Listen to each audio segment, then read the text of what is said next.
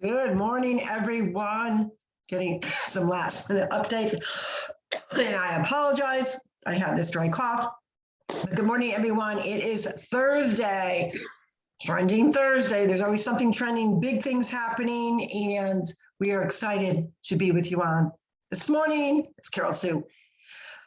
Sorry, AKA Naughty Boss, with a cough that I think apparently both of us have, with two Sisters. Hey, good morning, everyone. It's Janice, aka Wellness Diva 5.0. Been dealing with this, excuse me, whatever it is it's actually been 2 weeks now, and it's getting old. It's getting on my nerves, but it is what it is right now. And taking, of course, all the necessary precautions. It is a very chilly day in the Northeast. Only a balmy 7 degrees with the wind chill factor. It's close to zero, if not a little bit below zero. And we are, of course, bracing for a weekend storm. And I saw I always happen to catch something funny on YouTube as I'm like in between projects or whatever I may be working on. And one of the people that I follow, his name is Vic Benedetto. He's a comedian. He's, oh my God, he's so hysterical. And he's like, gotta go out and get the bread and milk, and it obviously made me laugh, because for whatever reason in the Northeast, when we are expecting a big huge snowstorm, it's like, go to the grocery store and get the bread and milk. So that kind of lightened my day. Learning a lot. Oh, so much to fill everybody in on, but I am just going to mute myself for a moment so I can take a sip of my cranberry water. Yeah, we both are going to have to go back and forth doing that. Part of trying to do a podcast when you have a cough is not the easiest thing. No, it's certainly. So we're going to try our best, guys. We're going to try our best. We're still not 100%, and it is an annoying cough for sure. So I try to take a little deep breath, make sure I'm getting in some coolness into my throat. But yeah, we're going to be doing some coughing. There's no ways around that. That is the season of what we're in right now. But it's Trending Thursday. A lot going on locally in our country, in our states. And it's like, how do you compartmentalize all these different pieces that are impacting your health, your wellness, your physical being, your mental being? Last night, I was painfully on a school committee meeting, and I say painfully, it was painful.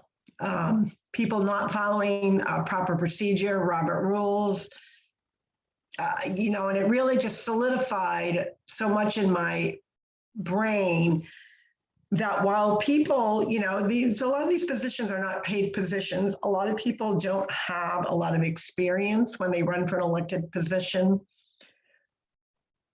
And it is such a stamp on the need for term limits, even term limits regarding a school committee.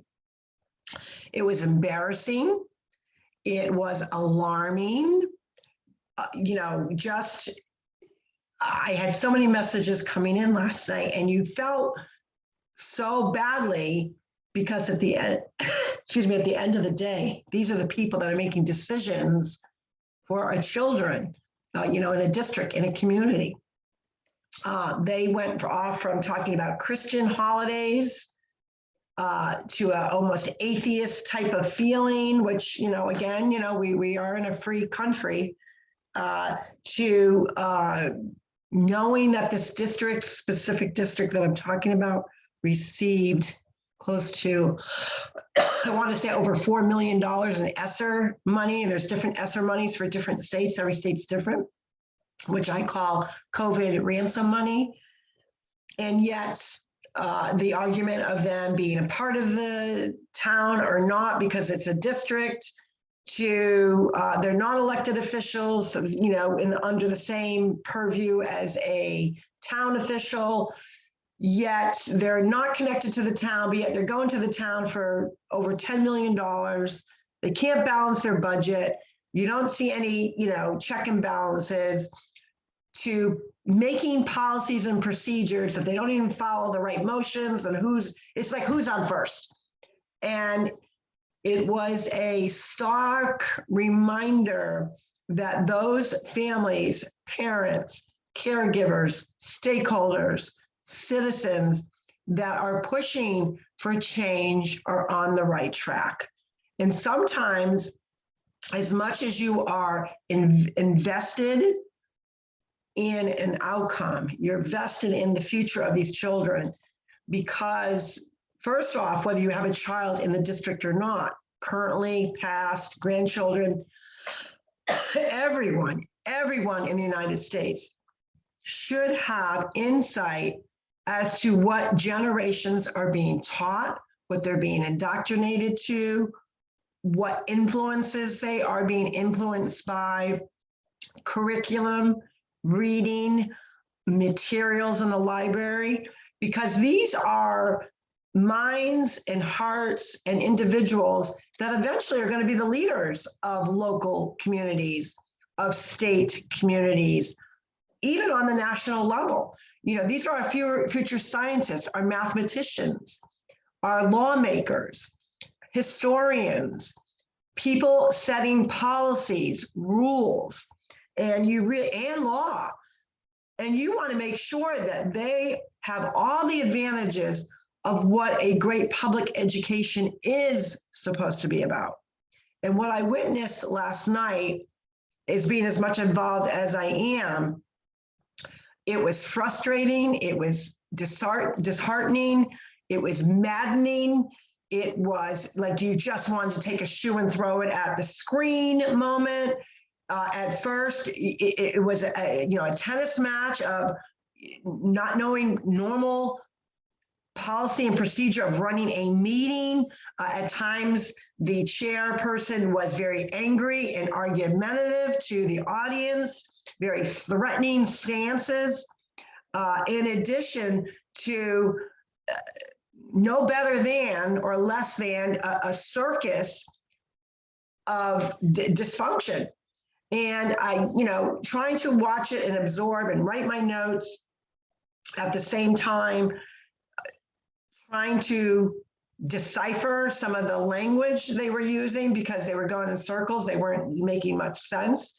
There was a few fleeting good moments, not many, but it really solidified that, I say 99% of those that are on that table need to go for various of reasons: personal bias, fear, threatening mannerisms.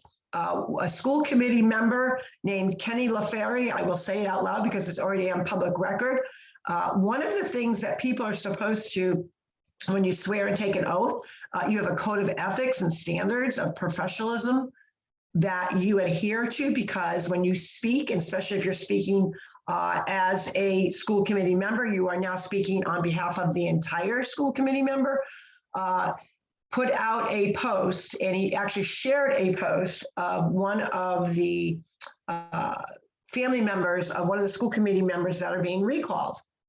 And, obviously when a family member is debating and or sharing information, obviously their opinion is going to lie with their family member. So I'm not even, that doesn't even faze me in the least. You would expect that they're going to be in defense of their loved one. Totally appreciate that. But what happened was another citizen compared our efforts and compared us as a group as a smear campaign, and we're no better than pigs. And that was the word that was actually used. And I'm going to get to that specific post because it is public record. So I can certainly share it with you, and we'll get our viewers' opinion on it. And normally, with something on that line, it's a rule of thumb that, you don't try to get into a debate online. You never win, number one. It serves no purpose. It infuriates you, but you can respond in a respectful manner. So the actual school committee member, Kenny LaFerry, shared, he said, "Thank you, Daniel Kabbalah, for the support, very well written." And he shared Daniel Kabbalah's message, which from his opinion, he felt it was a smear campaign and that things were fabricated and that these people are innocent until proven guilty. First off, neither school committee member is charged with a crime. So there's no innocent until proven guilty mentality with that. And what happened was he instructs the voters or the registered voters in his town to, in fact, he actually instructs them. He says, "Do not believe what any signature collector may tell you. There are no ethics violations." Sadly, Daniel, you're wrong. You don't have facts on your side, so that's an incorrect statement. He does say that the two committee members do care deeply about the children. I have no doubt about that. But I also like to point out that they have over 72 years combined on being on this committee, over 72 years combined. And we are on uncharted waters, and you have to have very positive people in these positions now for what is going on in school districts. He goes on to say, there's a petition going out. He instructs people, if you want to help, he says, if you live in Dudley, do not sign any recall petition. Instruct everyone to not sign. You can't instruct registered voters not to sign something. You can encourage them, but you can't instruct them. Just throwing that out there. But what happened was a citizen, there was actually two citizens. One citizen said, "You don't get hundreds of upset parents by doing a good job. Your mother may have done a great job serving the district back in the day, but it's been over 30 plus years in her particular role, and she's simply not doing a great job anymore. You claim that there are no ethic violations. Can you be sure of that? Or is that your bias speaking because it's your mother?" A very legitimate interaction question. And he gets defensive, the son, and he said, "Where is the proof of the violations?" Well, he hasn't asked for them. We have plenty of public records that substantiate it. And what happened to our system of innocence until proven guilty? That comes about in a court of law, and usually means you've been charged with a crime or charged with something. Neither of these school committee members are charged with anything. So then what happens is that another particular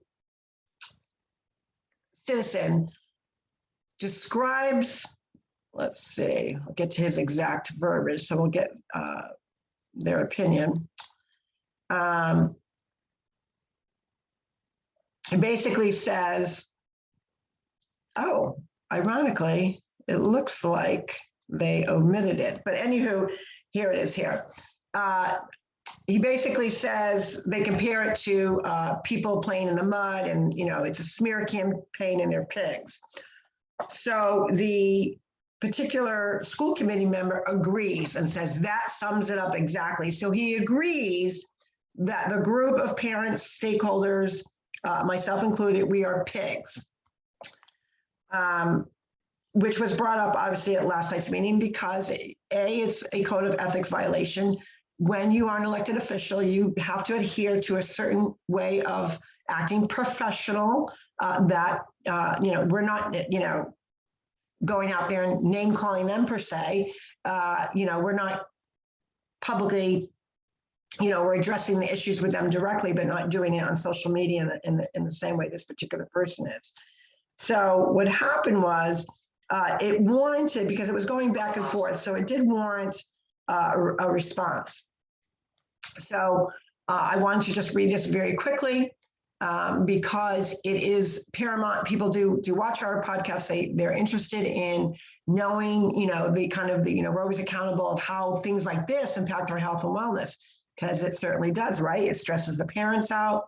stresses grandparents out, taxpayers. They want to know what's going on with what they're doing with money, as well as concerned for their children and what their children are being indoctrinated and or exposed to.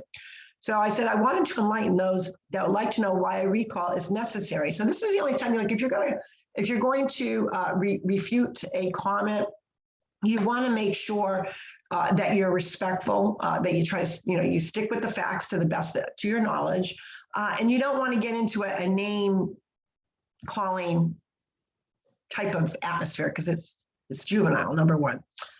So I wanted to enlighten those who would like to know why a recall is necessary, and with full transparency, since there are family members and a city and school committee member publicly stating these efforts are a smear campaign on social media. Yes, Kenny LaFerry, I did see your post. This decision by parents, grandparents, stakeholders, and residents did not come easy. In fact, it came with great discernment. For 9 months, we have asked for transparency and stressed the need for partnering with the families of this district to no avail. After continued contradictory emails, months worth, and no reasonable answers, in addition to the stonewalling of the majority of this district in the school committee, either by email or at this elected body's public meetings, we made the decision that a recall of some of the elected officials was the only avenue. It was expressed at multiple school meetings that are recorded, public, and available to view that it was where we were heading. Yet the majority of this elected committee continued the same path, which was to ignore the majority of the district. Most members are indifferent to our very real and serious concerns, so we decided change was in order. We followed the particulars of either town recall process to the letter, and they rejected the affidavits in either town in November of 2021, stating at first that school committee members were not elected officials and that school committee members do not fall under their town's recall process. The individual town councils cited it was their opinion with either town's perspective of their town's chapters they adapted that they rejected the recall. At this point, we retained legal counsel. Public records revealed that both towns conspired against the recall efforts and misled their citizens on the recall process. That in itself should outrage either town's citizens. Public records uncovered the unlawful acts of either town officials and their staff to block the recall process. Either town's legal counsel's opinion of why the process could not go forward was refuted by our legal counsel. The town of Dudley now agrees to allow the recall process. The town of Charlton continues to unlawfully interfere with the recall efforts. Below are a few key bases on why the recall process was and is necessary, and it is a constitutional right of a taxpayer right to do so.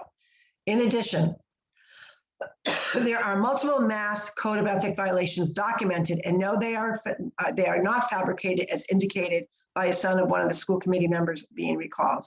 A violation was actually done on social media from a shared post by a Charlton school committee member by agreeing to a comment that taxpayers, parents, stakeholders are pigs, which is unbecoming of an elected official and falls under the mass code of ethics. Perhaps this school committee member should review the oath he swore to. In addition, a reference was made regarding innocent until proven guilty. Was either member charged with a crime? No. The statement is egregious and false, as no one was charged with any crime. No one ever said these members were not impactful in their prime or years past. Jointly, they have served over 72 years.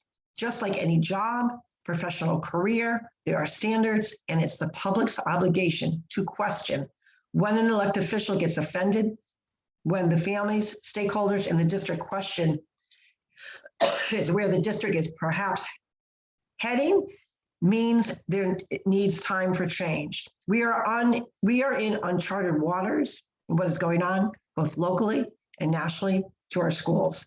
Propaganda, ideologies, and inappropriate library material that include extremely pornographic books with major shifts on curriculum and sexualizing children is a very serious situation. Wouldn't you all agree?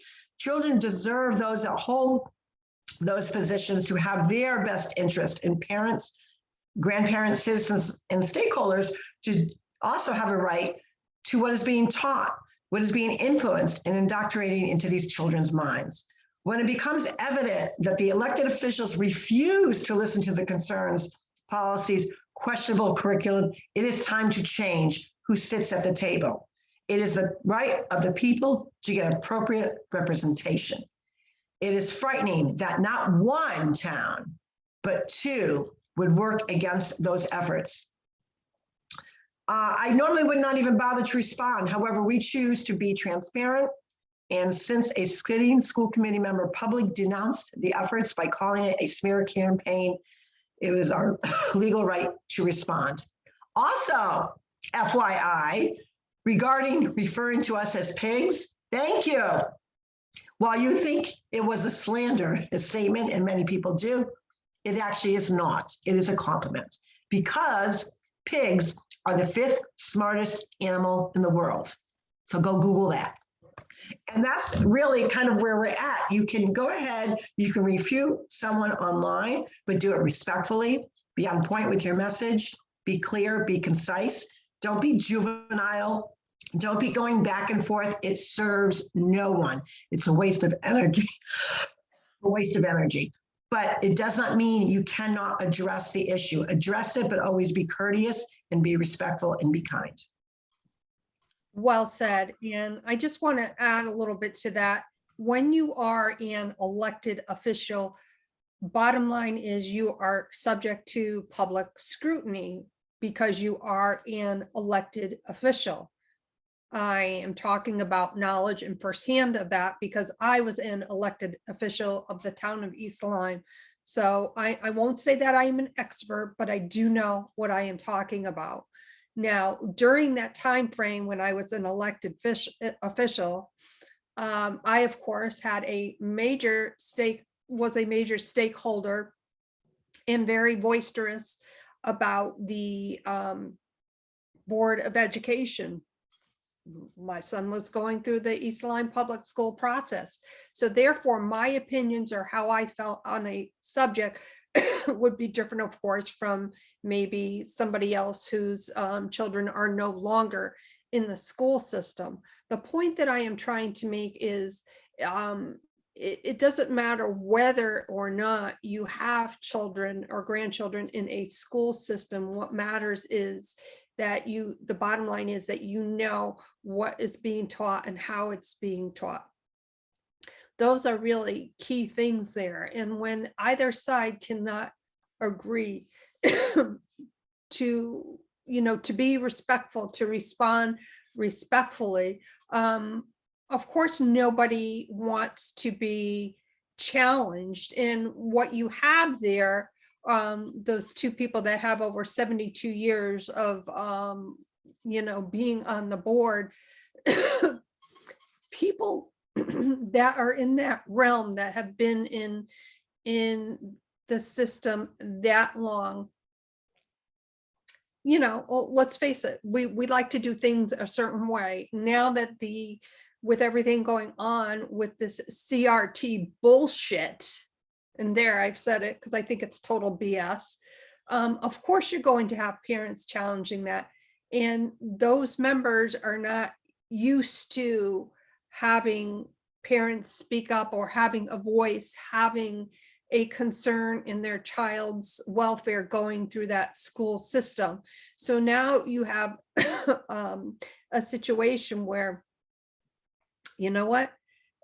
Social media can either be your friend or your foe. And guess what? It's catching them in the ass, quite literally, because, everything is documented. So I guess my suggestion to those elected officials is, of course, everyone, they are on the offense right now.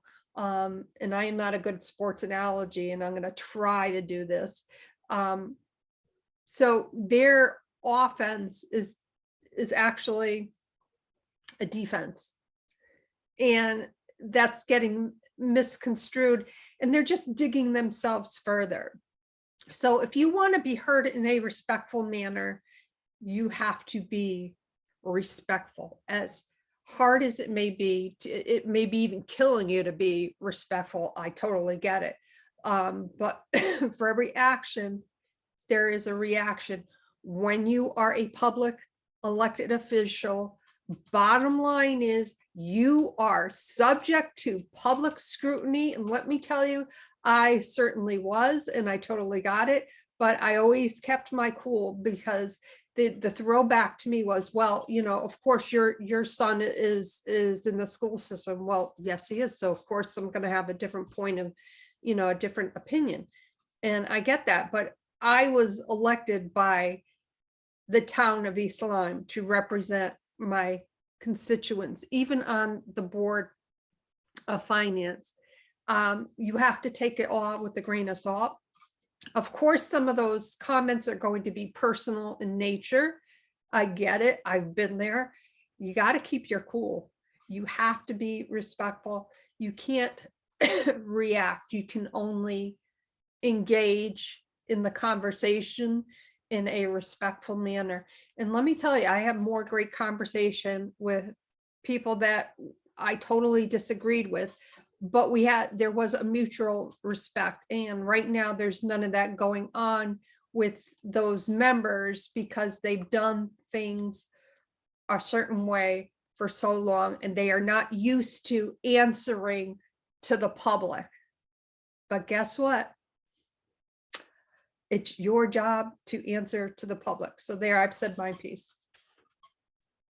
You're on mute. You have yourself on mute. There we go. Sorry about that. And that's actually one of the arguments. One of the arguments that they're, you know, they are falling back with their lawyering up, saying that, you know, we don't have to answer to you. And they repeatedly have said that. Whether the answer comes through a recall election, whether they answer to a challenge, if they choose to run again, they will answer to the public. Make no mistake about it. Whether it's answered, whether their seat is taken from them, rightfully so, that's how the public will answer to them or get their questions heard, because you cannot have a person who is not willing to represent the people that voted you in. You cannot do that. It's logic, doesn't make any common sense. And what happens is frequently then, when you have someone that's totally blacks out the people that voted them in, him or her, it shows a latitude of being unbiased, that they're incapable of not keeping their bias to themselves and represent the district as a whole. That's part of the oath that they swear to. So while the son repeatedly says there's no proof, just go watch one of the meetings. You will see code of ethics violations being committed daily. One of the main code of ethics violation is open meeting violations. So in other words, if a family member, stakeholder, whatever, were to email them, they cannot hit reply all, because that would constitute a quorum. And that would mean that the public was not privy to this kind of meeting and or conversation. And that is why it constitutes as a open meeting violation. In addition to the many, many code of ethics bias, misrepresentation that they each take on, but represent the school committee as a whole. You cannot do that. So they're not really adverse on their own oath that they took, which is sad. And it is not to say that bias doesn't come up. We're human beings, so of course bias will come up, but you have to really try extremely hard to keep it in check.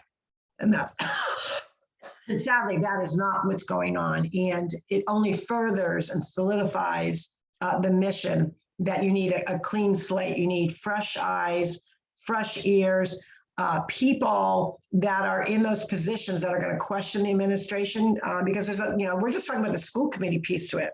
We haven't really, we're starting to dig into the administration piece to it. But when you have a finance person who cannot even give a line item accountability of over $4 million, It appears that, there's shifting of money. Parents don't know, taxpayers don't know. They have a right to ask those questions, especially if you received $4 million over a year and a half. You can't really account for it. The answers that we're giving most of the time was that it went to audio and visual, but when they went to go to the town of Charlton in particular, then it was, well, we used the money, because that was one of the questions I had put in the chat. And the answer was, well, it went to nurses, went to, students, and like no clear, concise answers. And audio and visual was never even mentioned. So that was a red flag, because you've been telling the parents all the money went to audio and visual, but now that you're going to the town for $10 million, because you can't balance your budget when you receive $4 million over a year and a half, people are going to ask the obvious question: where did that $4 million that you didn't even know you were getting? What did that go to? Well, you can't even give clear answers. That's a problem. And the problem with this whole scenario, and many towns are facing these, and many cities are facing this, is the school committee has purview, because they hire the superintendent who has oversight on the administrative piece to it of the school. And they're not asking the superintendent the tough questions. They're giving him a pass, like, oh, let him deal with it. No. You have to answer to the public. People want to know where all this money is going to. But we did find out, hold on. We did find out that they spent over $100,000 on test kits. That was revealed. So now every family can get up to 8 free test kits or something. Stop the testing, stop. I know, it's crazy. Yeah, that is crazy. And here's the novelty. You receive $4 million in, you should be able to account for that $4 million that may have gone out. Oh, you're on mute again. Yeah, so yeah, $4 million goes in. That should be counted. That's like a line item is what I'm saying, like a line item. Right. Okay, we received 1.5 million here.